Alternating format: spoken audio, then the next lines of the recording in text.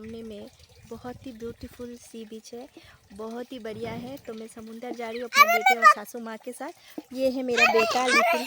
अरे मैं बता देता हूँ समुंदर, मैं वेट कर, मैं समुंदर बता देता।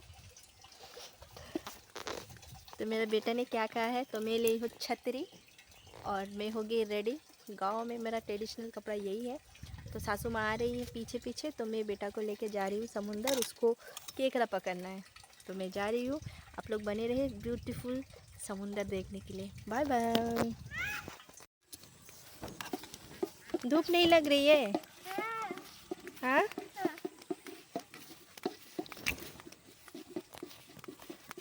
हाँ दोस्तों, मैं सामान पैक कर लिया। क्या बोलता है? बाल्टी पैक कर लिया।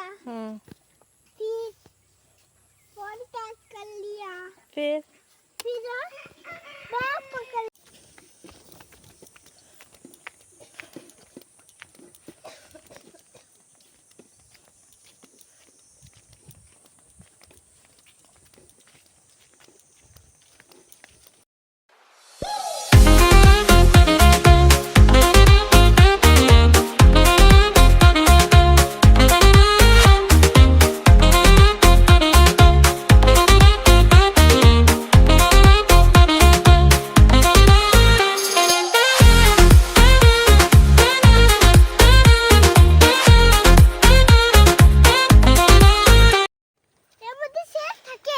शेर? হ্যাঁ, शेर तो থাকে না ভাই।